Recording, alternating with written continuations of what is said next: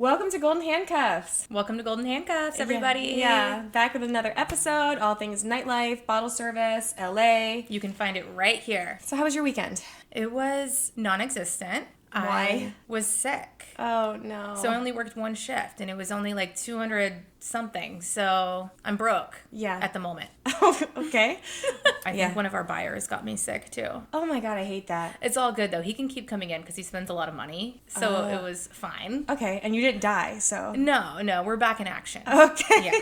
How was your week? My week was good. Nothing exciting, nothing crazy. It was just kind of like another work weekend. We made kind of like average money. There was a couple fights, though. One of our regulars got put in a headlock. It was pretty crazy because this guy came running into like our little server station area, and he's like, this guy, he's doing this, he's doing that, yada yada. And we're like, what is all this screaming? Like, relax, you know? Because drunk people come into our service area all the time. They think it's either the bathroom or the exit. So we just kind of like shoo them out, like, oh, you know, whatever, buddy, like, you know, relax. And I walked out, and sure enough, here was our regular in a headlock being like dragged backwards. Yeah, security got involved. One of our TSAs got stuck in the middle of it, and she was frightened. Poor thing. Man. I guess that's kind of eventful. Very eventful. Other than that, girl, nothing new. Just trying to make as much money as we can before festival season starts, because you know how that goes. Coachella. Yeah, Stagecoach and EDC. Yeah, if anybody wants to hire us for EDC in Vegas this year, we're available. So she's available. Girl, I can't. Why? That's too much for me. I feel like I'd be so overwhelmed. I need money, so please hire me. Oh, man. So what are we here today to talk about? What's the couch convo? Ooh. Yeah, I like it. Yeah. Hashtag couch convo. Hashtag couch convo. What are we Should we change our name to Couch Convo? It's kind of cute. It is kind of a good look. Yeah. But today we're going to be talking about beauty standards. I think specifically like in nightlife and how we have to upkeep ourselves or how we feel like we need to. Do you think the beauty standard in the nightclub is different than outside of the nightclub? I think yes. Yeah, because if we're talking beauty standards and what like an ugly and good-looking human is, if we're being completely authentic and honest, there's not like ugly people working in the nightclub. That sounds awful. Yeah. I'm not doing the hiring, so I don't feel bad. I can sleep at night. Yeah, but you're kind of like a model server, right? Like you have to look a certain part in order to be part of this. I'm certainly not a model, but I definitely like cater my makeup and my hair a certain way. I do the lashes up. That's not what I look like 90% of the time. So do you feel pressure then, since that is 1,000%. I feel like I have to upkeep my appearance to be able to uphold what people feel like the aesthetic or appearance of a bottle girl is. When you think typical bottle service girl, what do you think people would think that she looks like? In LA specifically, skinny big boobs. Same. Perfectly done up. Right, very glamorous. I feel like every city is a little bit different. Yeah, Vegas pool season, I feel like they're very like shredded. But in the nightclubs, it's like BBL. Yes. Same with Miami. I think of like cocaine models when I think of LA. Totally. That is the exact same thing that I can think of. And I can remember ordering uniforms, like seeing it go down the group chat. It's like 0, 0, 0, 0. And I'm like, God damn. 8. 6. When I tell people I'm a bottle girl, I'm almost like, are they even gonna fucking believe me? I know what you mean, though. There's certain times where I put on my uniform and I'm like, I'm a bad bitch. Like, you know, like I feel sexy. And like there's other times where I'm like, I'm a cow. Like the last thing I want to do is put on this stupid fucking thong and this bra and, you know, prance my ass around. Well, also as women, like our body weight and like how we appear can fluctuate so much. Within 2 or 3 days. When we're on our period, what we eat, the sodium. Totally. I can look like I'm obese as fuck. Same. One day and then the next day be like... snatched. Like looking all skinny like I'm on Ozempic. Totally the same. And I feel like I've always been like that.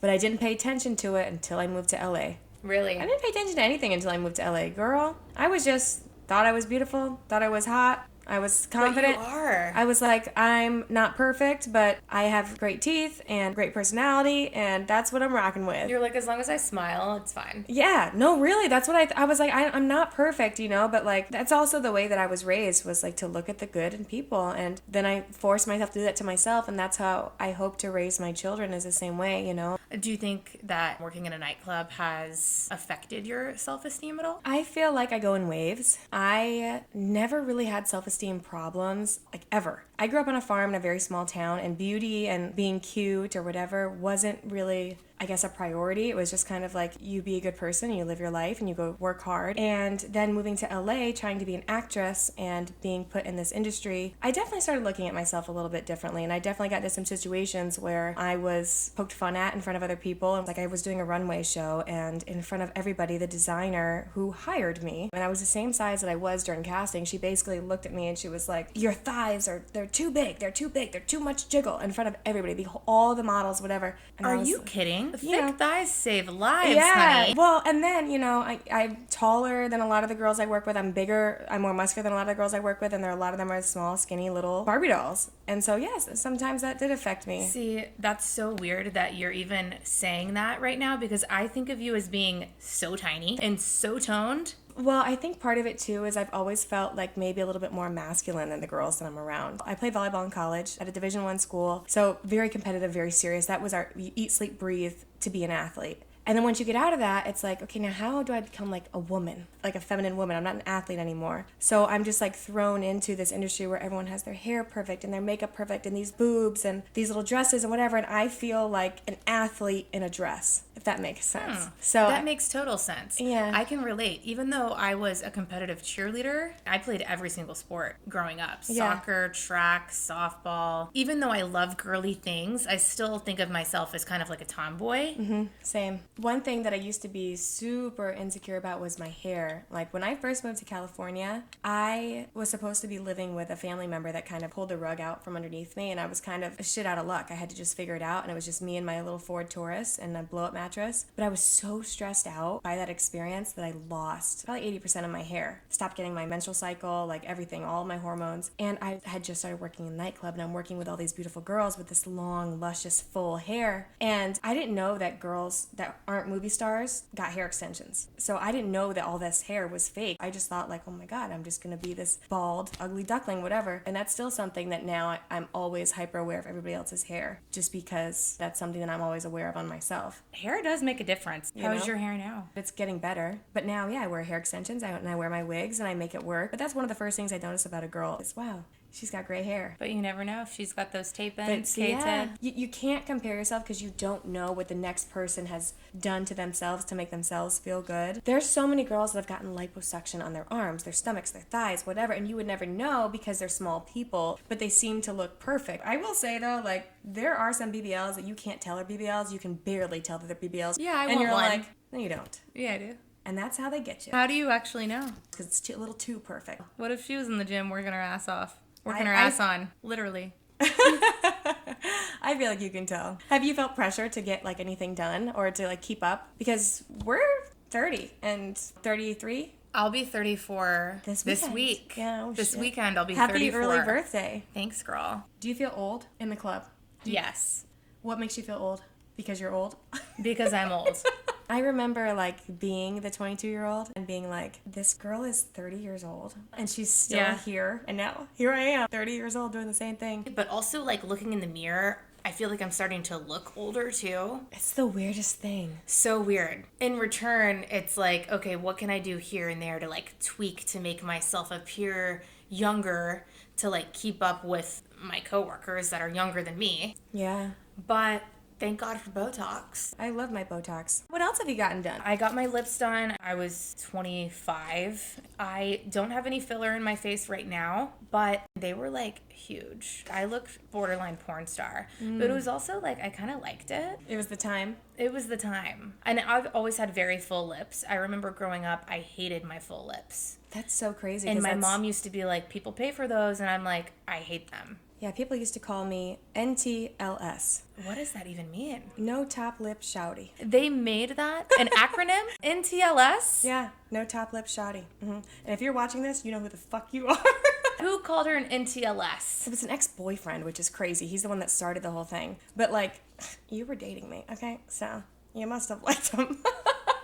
Have you ever thought about getting lip filler then? To be honest, like I said, I go in waves, so sometimes I have thought about it. But I've always been one to really appreciate natural beauty and find their best feature and like try and focus on that, because that's how kind of I was raised. It was like nobody's perfect, but if you have really beautiful eyes, like let's highlight your eyes. Or if you've got like a pretty smile, let's highlight your smile, as opposed to going and fixing certain things. So yeah, I thought about it, but then I was like, you know what? No, like I'm letting LA and the industry that I'm in kind of warp my view. But if other people want to do that, that's fine. But like I feel like it just wouldn't be me. You know? You're the Kendall Jenner of the Kardashian Jenner family. What? Hasn't she gotten a lot of work done? Well, she used to be like anti getting anything done, but she clearly has had a lot of stuff done. Until I really get insecure about something, I think I'm anti anything. I like my Botox and that's it. But also it's different as an actress because I have to look like a normal person. A lot of girls get into bottle service because they're actresses and they're looking for money to supplement while they're auditioning and yada yada. But then you get so engulfed in the industry and making money and this lifestyle that you almost kind of forget why you're really here. You start injecting your lips, you get the fake boobs, they cut your eyelids out. And so like I can't cast you as like Susie's mom because now you don't look like a normal person. And you look great in the dark as a bottle service girl. They look Instagram model great. Well, I don't like that look. Natural human, I'm an actress on TV great. Exactly. But it's tough because it's like you have to keep up, you have to make your money in the club to survive while you're trying to pursue acting. So it's like, do you keep up and maybe change your appearance? Or do you kind of let yourself phase out of that and really commit to like just being a normal person that can be portrayed by an actor? So do you see it as a negative thing when people get cosmetic surgery or plastic surgery?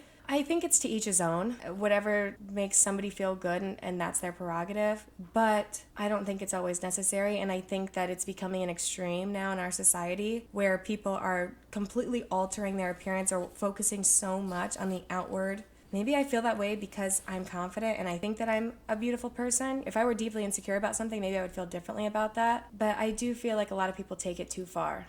Adding 15 pounds to your ass, that's not necessary.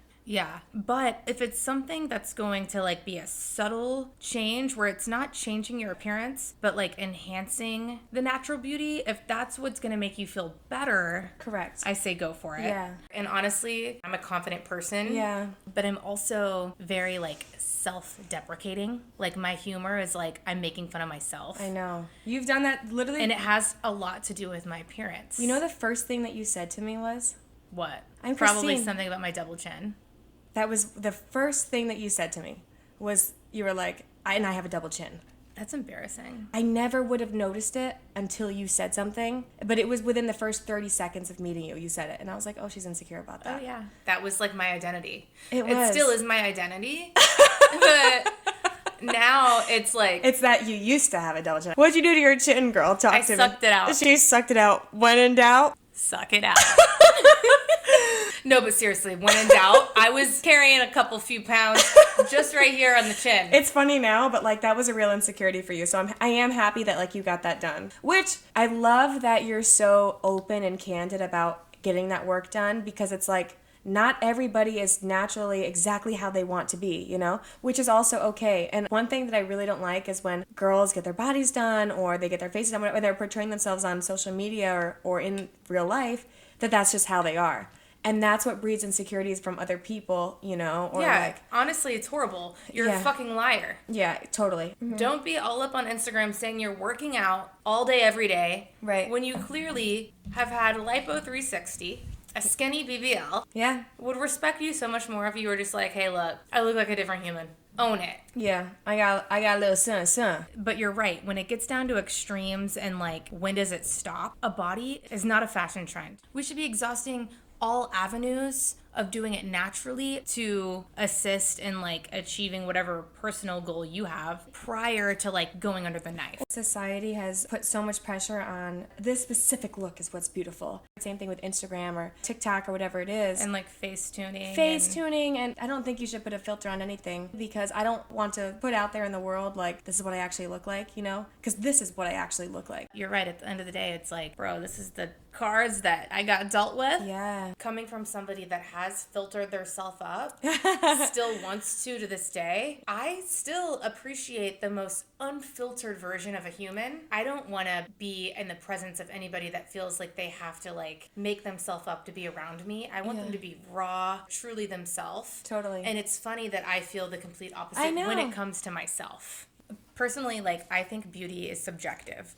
Beauty is in the eye of the beholder. Totally. Everybody likes something different. I love little different, characteristics that people have personal to themselves. Because when we start altering little here and there, everyone kind of starts to Look the same. Look the same. Do you think men like fake bodies and fake faces, or do you think that they like natural? A lot of them tell me they like natural beauty. Mm-hmm. But then you go to who they follow, and they're following all fake body bitches. Correct. Which is fine. But like, let's be for real though. That doesn't look like me. Right. Because if your man is sitting here saying, be natural, be natural, be natural, I only like natural. Or they'll tell you who like their favorite celebrity is. And you're like, well, she's got her lips done, her cheeks done. Exactly. Everything done. Or the little things that women do to enhance themselves. Men have no idea that they're doing it. So they just think that's natural. It's like the no makeup look, right? Yeah. They think that she's not wearing any makeup and she's gorgeous naturally. No, honey. It's like, no. She's got a BB cream, concealer, a little bit of bronzer. The eyebrows are laid. I feel like men, though, also think like Botox and like these subtle enhancements are like actually Joan Rivers. Right. Are like somebody that's super like botched and overdone. What is your man like? Big butts.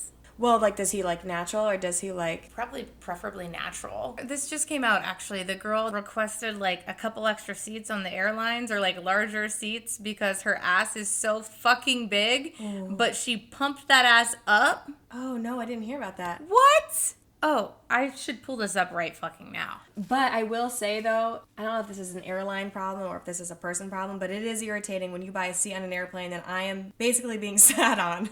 Like, that is not okay? I am not spending $700 to go back home and see my family to be squished. Well, they need to make the seats larger. I also want to ask you about this. Being fat. Let me rephrase that. Hold on. All this body positivity with obese girls being like, you know what's I'm hilarious? healthy. You always put me on the spot and ask me these super controversial questions. But that questions. can't be fucking healthy. No, you just put me on the spot every time. You know what? I'm going to give you a real answer, though. I gotta ask the hard questions. Okay. Body positivity, I do think, is a thing. Nobody's perfect. Instagram's not real. Social media is not real. Liposuction is not real. So I think that real bodies are beautiful. However, I used to be a personal trainer. I was an athlete all my life, and I have a degree in health sciences. Certain levels are not healthy. I'm sorry, if you're 400 pounds, 500 pounds, and you're like preaching body positivity on your preaching social body media. positivity, even if you go to the doctor and they tell you that your cholesterol and your blood pressure and everything is perfect, I'm sorry, that's not healthy. It's just not. Everything that's going on these days in society is just way over the top, and everyone's so worried about hurting everybody's feelings that they're afraid to tell you the truth. Take your ass to the gym. You know what? Put down the donut. Have you seen... For real. And I would hope that you would tell me to put the donut down if I was pushing 400 pounds. Okay, so if MJ gained 50 pounds, what would happen? I would say, honey, we need to go to the gym. We're going to change your lifestyle, and we're going to get back healthy, as he would do to me. Okay. MJ and I were having this conversation. MJ's not a very vocal guy. I'm very emotional, so I'm dumping all my stuff on him. I love you. You're beautiful, blah, blah, blah, blah, blah. And I love to hear that from him, as a lot of women like to hear that from their man. Like, you're beautiful. You look so sexy tonight. And MJ feels some pressure sometimes to make me feel a certain way because he knows what guys say to me in the club and how I get approached in the club. Obviously, it's more important for me to hear that from MJ than it is from them. So sometimes I find myself kind of looking to him like, do you think I'm beautiful, Like these... So you're a Chelsea on Love is Blind? Yeah, maybe. Don't be Chelsea. It's true, though. Like, I do want to hear it. I want to hear it every single day. Have you seen those memes where it's like, are you going to tell me I'm beautiful today, or do I need to go to the gas station? Yes. Oh, my God. Where, like, the guy in the gas station was like, you are the most beautiful queen that's ever... I soak in your bathwater, whatever. And the boyfriend is like, yeah, you look nice today. It's kind of like that. But do you need that validation, or do you find yourself wanting that type of validation? No. Do you think you would look this way in Nashville at this age? Well, first off, LA, I'm like a 2, okay? When I lived back in Nashville, I was probably a 7. I didn't feel that way until I moved to LA, though. Because I didn't give a fuck clearly what I looked like. Looking back at my old Instagram photos and Facebook photos. You know what, though? There's beauty in that, because, like, we went through some stages that I feel like girls these days don't go through. I went through a ratchet stage, a fat stage. Girl, same. I might still be a little ratchet. I went through all the stages. Oh, yeah. I was an ugly duckling for a long time. I had a unibrow, braces. Girl, I was, like, smelling like horse poop down the hall. I can remember people, like, looking around being like, what does that smell? And it was my fucking farm boots. You didn't want to take those off and switch your shoes? No, because I didn't know any better. I didn't know what fashion was, style, like... I love a good cowboy boot, but yours were covered in shit, so that's a different story. Yeah, I don't know how I got married. How did I get chosen? I don't know either. Girl, I got lucky. That's all I could say. Shit. Anyway, bottom line is don't take yourself too seriously. Everybody has flaws. Focus on the good shit. We're constantly evolving as human beings. So our mindsets could change in 5 years, just like they could have changed from 5 years ago. I used to think that I would never get Botox even, and now I do. So I think at the end of the day, the beauty standard in the nightclub is different than your typical beauty standard outside of that industry. I think that there is a certain level that you have to upkeep, but I also think that can be kind of a good thing because it's like, you know, obviously we're getting older in the club, and I think it's kind of forcing us to take better care of ourselves. Not that we wouldn't anyway, but like we're staying in the gym, we're eating healthy, we're doing our skincare routines, and I don't think that there's anything wrong with that. Yeah, I think as long as you're doing these things in a healthy manner and not going Stressing to dangerous over it. extremes, Right. then I think it's all a good thing. I think embracing the youthfulness that we have now and using it to our advantage and making money in the club while we can. I'm just rambling. You know what? This episode is over. This episode's over. Yeah, and you know what I think? Now she's about to ramble. When in doubt, self-deprecate. When in doubt, suck it out. Episode over. Cut. Yeah, cut. I think we should still cut this down to 20 minutes. We definitely need to cut it down. We'll make it work. Please. But I suck at this episode. Same. I'm not. But we have to make it work because we need an episode next week. Here, start crying. I don't know what's going on with me today.